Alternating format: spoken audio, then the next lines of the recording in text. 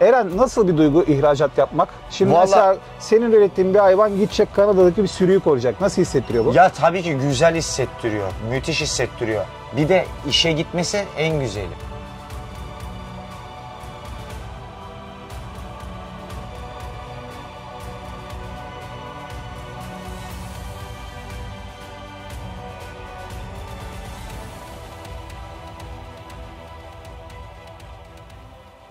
Yeni bir videodan herkese selamlar arkadaşlar. Bugün neredeyiz? Değerli dostum Eren'in yanına geldik. Eren, selamünaleyküm. Nasılsın? Burada iyisin? İyiyim brocum, hoş geldin. Sen nasılsın? Nasıl gidiyor hayat? Her şey yolunda mı? Valla her şey yolunda, gördüğün gibi bro. Bana bu videoda böyle daha fit, daha formda geldin kışa göre. Valla daha iyiyiz. Tabii ki biraz sıcağın da verdiği etkili ama genelde iyiyim yani. Evet arkadaşlar, biliyorsunuz daha önce Eren'den güzel bir dostluk geliştirdik ve fırsatını bulduğum her anda buraya gelip kendisini ziyaret ediyorum. Bizim de şimdi yeni bir turumuz başladı. Nasip olursa Uşak'a gideceğiz, Afyon'a gideceğiz, Eskişehir'e gideceğiz. Bu bölgede yapacağımız yeni çekimler var. Şu anda da Balıkesir-Kütahya yolu üzerinde bir noktadayız. Eren'in yanına uğradım. Neden? Hem bir merhaba diyeyim istedim, hem de aynı zamanda Eren'den çok güzel bir dişi kangal yavrusu satın aldım. Bu yavruyu da kendimiz birlikte Eren'den Kanada'ya ihracatını gerçekleştireceğiz. O bölgede aktif olarak hayvancılık yapan yabancı insanlar, yatırımcılar var. Yaklaşık 2000 civarında koyunları var bro. Ve bulundukları bölgede ciddi anlamda bir koyote ve kurt tehlikesi varmış. Özellikle diyor koyoteler bizi çok rahatsız ediyorlar diyor. Günlük olarak hayvanlarından kaptırıyorlarmış oradaki kuzularını. Bundan da ilgili bana danıştılar,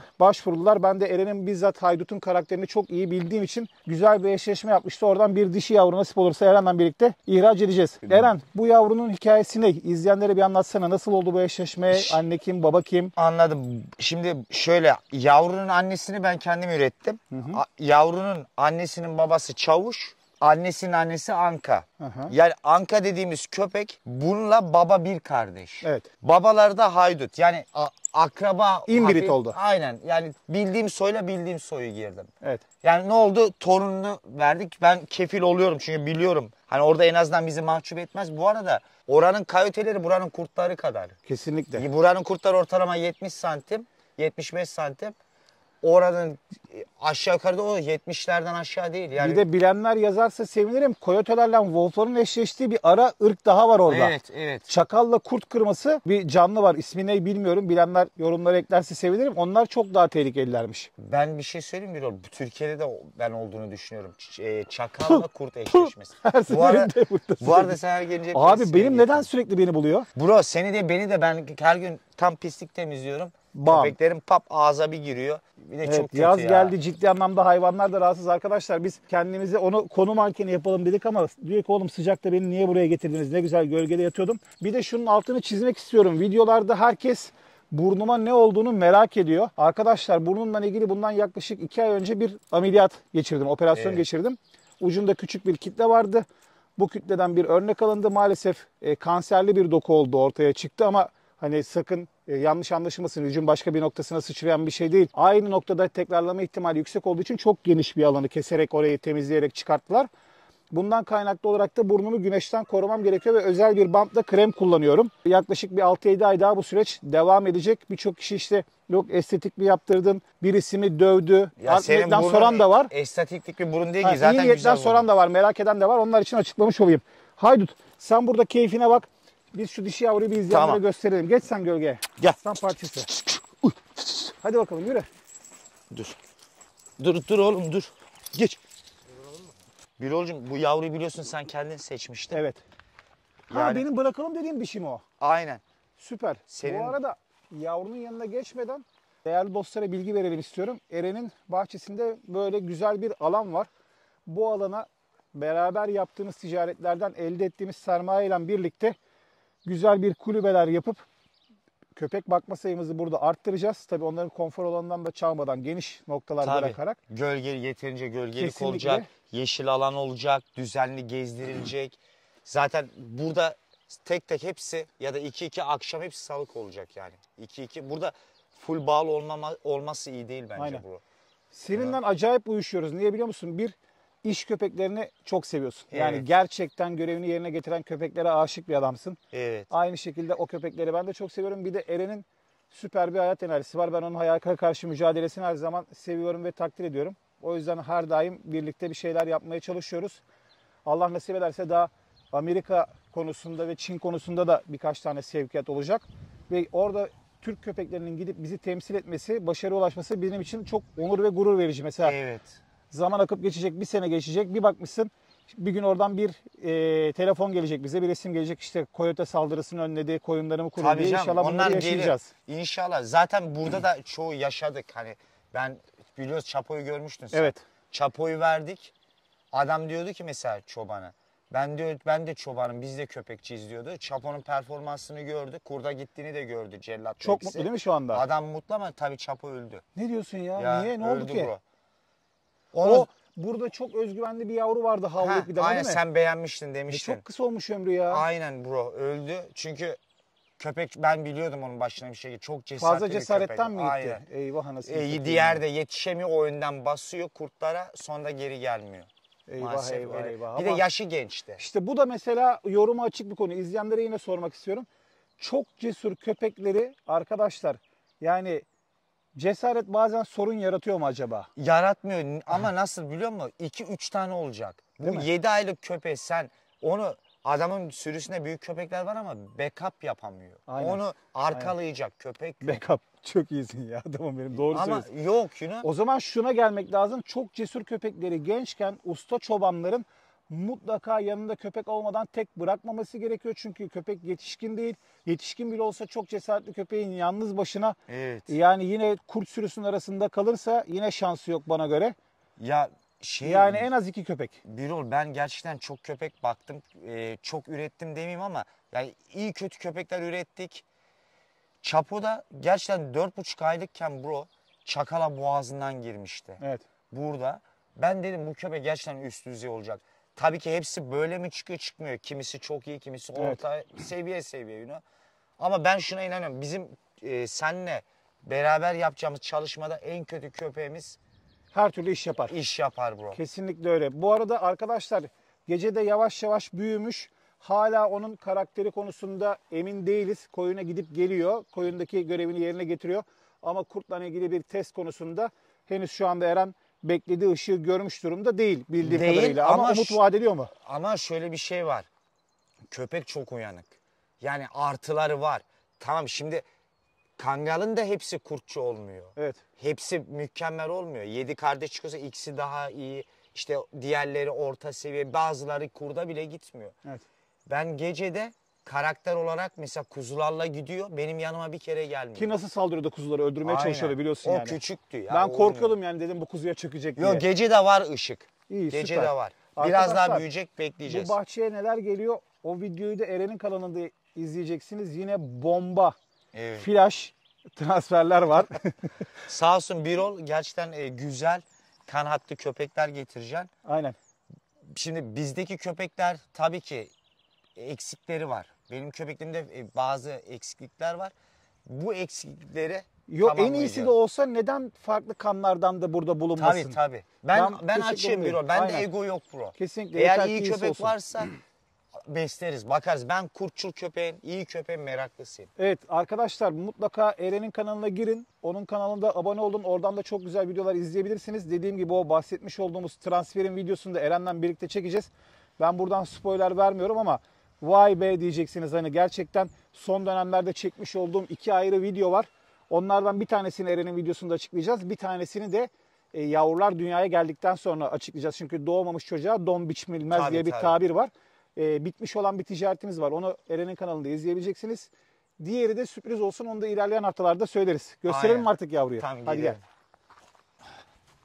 Geceyi de bir gösterelim. Senin Gece. izleyiciler Merak ediyorlardır onu. gel. Gel bakayım. Abi sıcak herkesi vurmuş yemin Ya ediyorum. burası Hayata bayağı sıcak küstürmüş. oluyor. Gel. Gel. Gel Burası- seni rahatsız etmeyin. Gel. Gel gel gel. Yatsın istiyorsan Eren, hiç rahatsız etme. Gel. Bir de zincire Gel, yeni gel. bağlandı bu. Ha, daha 2 zincir gündür. bilmiyor. Ha, 2 gün oldu. Kız. Ama şey olarak yapıyorsun? Birol gerçekten bak, gece boş bir köpek değil bro. Sertlik var. Ama benim umduğum hızda büyümüyor biliyor musun?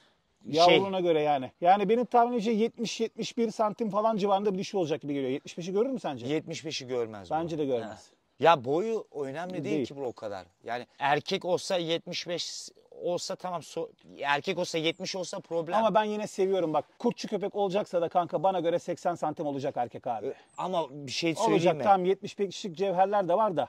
Bir 80'lik köpek de biraz göz dolduracak. İyi Ama olmaz mı? Tamam, doğru da Birol, ben de neyi tecrübe ettim biliyor musun? Mesela Çavuş'u biliyorsun, Haydut'u biliyorsun. Haydut 75 santim, 76 santim, Çavuş 75 santim. Ben mesela 80 santim köpeği mahvettiğini gördüm mesela Haydut'un. Peki haydutun aynı karakterde 80 santim olmasını istemez misin? İsterim. İşte onu anlatmaya İsterim, çalışıyorum. tabii. Ama illa 5 santim kısa Tabii. diye köpek iş yapmıyor. Kurdu mahveder bro. Bak ileride bir kurtçul testi de yapacağım zaten. Tabii ki de kesinlikle. Hani insanlar görsün Aslında zaten yapma imkanımız var. Bunu da Eren'le düşünüyoruz yani. Evet. Yapsak mı? Yapmasak mı? var, imkan var, evet. Artıları neler olur? Eksileri neler olur böyle bir videonun yayınlanmasının? Ya aslında Sana kalsa yarın yapacağız zaten. ya yapalım çünkü bazı Ben biraz insanlar kulağımın anlamıyor. altına yatıyorum yani. Eren baskı yapıyor. Bazı insanlar anlamıyor. Ama bizim köpekler zaten kurt yıktı bro. Evet. İspatla, delille. Maşallah Şimdi- maşallah maşallah. Bu senin beraber Evet. seçtik yani, sen karar verdin buna. Gel bakalım gel. Güzel de bir gel, yavru. gel. Evet değerli dostlar. Kanada'ya gidecek olan dişimiz bu. Maşallah çok yakışıklı, oldukça güzel. Kaç ay sonra iddia ediyorum böyle kuyruğunu sırtına alan, manken Aynen. gibi yürüyen bir yavru olacak. Bu arada kulakları da çok güzel görünüyor kanka. Şeyi en güzeli bro, hani yurt dışına gidecek ya, biliyorsun yurt dışına çok köpek göndermişler Evet, zamanında. Hepsi doğru köpek, çoğu doğru değil. Çoğu değil. Bu köpek de en azından kurtçul bir soydan geliyor. Tipi güzel, post yapısı, bak arada bazıları hatalı çıkıyor ama bunun postu kalın, kuyruk salacak. İstediğimiz ayarda basarı düzgün bir köpek. Bu arada alan arkadaşlar bence hata yapıyorlar. Ben onlara dedim ki mutlaka kardeş köpek alın. En azından bir erkek bir dişi alın, iki erkek bir Evet. dişi alın diye. Ama maalesef yurt dışındaki insanlar ilk ticaretin sorunsuz geçmesini bekliyorlar ki Evet. devamında tekrar iş yapsınlar. Onlar da büyük olasılıkla bunun bir kardeşini daha talep edecekler. Evet. Ya da farklı kanlardan yavru Bence talep edecekler. bence farklı aslı da olur bro. Adam üretecek ya, şimdi düşünsene kardeşi nasıl üreteceksin? Tamam hemfikirim ama işte sürüde de kardeş kardeşe daha iyi olur Tabii, diyorlar. O kardeş yüzden diyorum. kardeşe Bunların daha çünkü iyi. öncelikli görevi sürüyü korumak olacak orada. Ama yine beraber büyürlerse aynı ebatta birbirlerine Sıkıntı destek olmaz diyorsun, çıkar. değil mi? Aynen. Sen onu da burada deneyimliyorsun. Mesela sence 50 günlük bir yavru, 50 günlük bir dişi erkek farklı anne babadan bir arada büyürlerse ekür olabilirler mi? Oluyor bro, süper oluyor. Birbirlerine kemikleşiyorlar. Mevzu bir arada büyümeleri değil mi? Aynen. Mevzu bir arada büyüyecek. Ama şunu da gördüm. Mesela bir akbaşı bir haymana karasını seçiyor. Beraber büyüsün akbaşla haymana karası. Bir kangalla bağlı olduğu gibi olmuyor. Allah Ben Allah. ona Bak dikkat bu da ettim. ilginç. Mesela izleyenlerin burada da yorumunu istiyorum ben merak ettim. Aynı bebeklerimiz vardı. 2 kangal yavru. Bir akbaş. 3 aylık oldular. Abi ikisi birden akbaşı var ya mahvediyordu ya. Ayırıyorlar ha. Yani böyle çekiştiriyorlar. Kes. Ben Acaba gördüm bunun onu. adını ne koyacak alanlar? Bunun bir ismi var mıydı bu arada? Yok, ismi yok bro. İsimsiz. İsimsiz. İsimsiz kahraman. Aynen. Ama gerçekten en azından şöyle bir, bu köpek bizi utandırmaz. Kesinlikle bro. Ben adım gibi eminim. inanmıyorum. Adım gibi eminim. Çok da tip olarak da güzel bir köpek olacak. İyi. Tipi Muazzam. de uygun. Çok güzel. Bir de bazen arka basarları bozulabiliyor biliyorsun. Değil mi? Bunda basar sıkıntısı ok da gibi. yok. Eren nasıl bir duygu ihracat yapmak? Şimdi Vallahi- mesela senin ürettiğin bir hayvan gidecek Kanada'daki bir sürüyü koruyacak. Nasıl hissettiriyor bu? Ya tabii ki güzel hissettiriyor. Müthiş hissettiriyor. Bir de işe gitmesi en güzeli. Değil mi? Çalışacak. Hani şimdi biz Almanya'ya ben köpek verdim daha önceden ama adam evde bakıyor. Mesela bahçesinde, ama bu köpekler performans köpeği bro. Aynen. Bir de özellikle ben performans köpeklerine odaklandım Aynen. son şeylerde. Ya aşık etti beni. Değil Ben mi? yurt dışında gerçekten bir kangalın av köpeği gibi mesela gidip bir yaban hayvanı aradığını zannetmiyordum. Buraya gelince gördüm. Lan dedim, bu nasıl bir şey? Bir köpek nasıl bunu yapıyor? O beni, karakterleri aşık etti. Aynen. Okey. Hadi bakalım geç sen kardeşlerin yanına. Burada da çok güzel bir erkek mi bu? Ha, erkek onun Vay, kardeşi. Erkek de çok güzelmiş. Onun ismini ha. Shelby koyduk bro. Bu kalıyor mu sende? Bu bizde kalacak ama alıcısı çıkarsa, yani buna mesela tabii ki bir fiyat geldi ama ben o fiyatlara vermem. Hakkını görürse. Hakkını görürse veririz bro. Tamam bunu da Diğer gösterelim türlü biz o vermez. alıcılara kanka. Ya bu da Kanka gerçekten biliyorsun güzel. bizdeki alış fiyatları, yani bugün videoda açıklamamızda da bir mahsur yok. İyi bir iş köpeğine sahip olmanız gerekiyorsa arkadaşlar ödemeniz gereken en alt bedel 20.000 TL bana Evet. göre. Hani 10 bin lira 15 bin liralar gibi rakamları 5 bin lira teklif edenler var, ayıptır. Ben 17 vermiyorum milyar bunu. asgari ücret bugün zaten. Adam burada ömrünü geçiriyor. Kanlı iseli var, parvosu var, köpek ölüyor. Ya şuna mama bak, alıyorsun, kendin şu- aç kalıyorsun, gerekiyor mama alıyorsun yani. Birol'cum bunu bak, bu köpek 7 gün serumda yattı. Daha toparlayalı 5 gün oldu. Ben bu köpeğe harcadım fiyat bro şu ana kadar 4.000'i geçti. Ya. yemesiyle, aşısıyla, baktı iç 6-7 bin. parasıyla 7.000'i buldu. Ben şimdi bunu Nasıl vereceğim? 5 nasıl 6'ya 5'e vereceğiz bunu? Veremem. Tam şu an biraz kötü durumda ama 10 gün toparlayacak. sonra bomba gibi olur o. Aynen, bu da doğru bir köpek olacak. Bu var ya, aynı bu kadar. Bu arada haydutun kendisinden beklediğimden daha iyi bir damızlığı var aynen. ha, tip olarak. Ama düzgün dişiye çektik. Tabii. Çünkü bizim Çavuş'un kan hattında, Çavuş'un da tipi biraz eksiklikleri var ama Evet. çok safkanlık oranı yüksek. Ben şunu da gördüm bro. Doğru köpeğe çekersen güzel yavru alıyorsun. Aynen. Yani haydut üretilmeye değer bir köpek. Ama elimdeki seçenek bu. Ama bir noktadan sonra mesela elimde daha iyi erkek olsa haydutu eşleştirmeyebilirim. Onu emektar yaparım. Çünkü o köpek burada çok çalıştı bro ya. Evet. Ya buralar çakaldan geçilmiyordu. O köpek var ya, nasıl çalıştı buralarda. Yani yavaş yavaş zaten kadroyu genişletiyoruz. Evet. Daha da güzelleri de gelecek. Senin kanatlarındaki yavruları büyüteceğiz, eşleştireceğiz. Bu dişi Güzel bizde işler kalacak. olacak. O hastalık geçiren var ya. O dişi doğru bir dişi olacak. Tipiyle, kafasıyla, kuyruk yapısıyla biraz toparlayacak. O damızlık yapılacak bir dişi. Aynen. Değerli dostlar, ayaküstü Eren'i ziyaret ettik. Bu arada yanımda şu anda Nuri de var. Nuri gel bir merhaba de izleyenlere. Çekimleri de İzzet yapıyor. Ben her ikisinin de kanalından burada bahsetmek istiyorum. Nuri de aynı zamanda küçükbaş hayvancılık, daha sonra tavukçuluk. Doğrudur yani abi. insanların şehirden çıkıp köy ya da bu işleri yapabilecekleri uygun noktaya geldiğinde ne kadar para harcamaları gerekiyor? Onları nasıl problemler bekliyor? Avantajlar neler, dezavantajlar neler? Çok güzel fikir Köyde sunan nasıl geçinebilirim abi? videoları var. Aynen. İzzet zaten hayvan pazarı işlerine ve küçükbaş hayvan, büyükbaş hayvanların fiyatlarına oldukça hakim. Çok yararlı. O da aynı şekilde bu anlamda hayvan alımı satım yapacak insanlara Tabii. fikir beyan eden videolar Şu çekiyor. an önümüz kurban mesela abi. Kurban fiyatlarından haberdar olmak Nedir durum istiyorlarsa. İzzet? Şu an piyasalar biraz durgun. Arife'yi bekleyelim mi, şimdi alalım mı?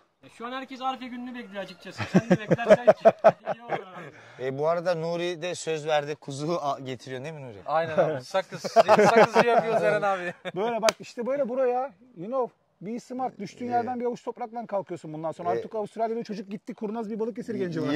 Şimdi Nuri kuzuyu getirmezsek reklam yapacağız ama. Aynen. Ona Şaka göre. yapıyorum Yok bro. yok, sıkıntı yok abi. Şaka değil, Arkadaşlar, gerçekten. bir videonun daha sonra bir videonun daha sonuna geldik. Dediğim gibi o 2 tane bomba transfer var. O transferleri Eren'in kanalında birazdan videosunu yapacağız. Oradan izlerseniz, aynı zamanda vaktimiz kalırsa hem Nuri hem de İzzet için bir video yapalım istiyoruz. Çünkü ben Eren'in gerçekten dinlenmeye değer bir hayat hikayesi olduğunu düşünüyorum. Bana göre akıl hastası bir adamsın. İyi, Ama aynı normal zamanda da değiliz. çok zekisin. İkisini bir arada yapmayı nasıl başarıyorsun, bunu çözemedim. Ben aslında hiç zeki değilim aslında. Keşke zeki olsam. Kafa tabii ki bir balans sıkıntısı var, onu kabul ediyorum. Anımızı tutmadığı zaman Ama ona kalbi çok temiz bir adam olduğunu kimse kesin yani. mükemmel. Sen de Çok mükemmel doğal, değilsin. asla Asla değilim. Bu adam da mükemmel. Ben de mükemmel. Kimse mükemmel değil. Aynen Ama öyle. birbirimizi üzmeden o frekansta Kesinlikle. yapabiliyorsak müthiş bir şey bu Aynen devirde. öyle. Çünkü Aynen bu devirde dostluk var ya. Çünkü bizim çok zor. ilişkimizin başlamasından çok rahatsız olan insanlar vardı. O rahatsız olan insanlar şu anda bizim ilişkimiz iyi gittikçe herhalde daha da rahatsız oluyorlardır diye düşünüyorum. Ya, Umursuyor muyuz? Umurumuzda Yok. bile değil. Tabii ki şimdi brocum, seni adam beğenmeyebilir, beni beğenmeyebilir.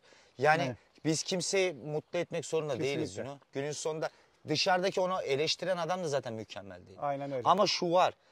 Bazı insanlar biliyor. İkimiz bir şeyler yapabileceğimizi Tehlike. biliyor. Sende İngilizce var bro. Sende potansiyel var. Biz bunu birleştirirsek Aynen. iyi şeyler yaparız. Görüşmek üzere. Allah'a emanet. Kendinize iyi bakın.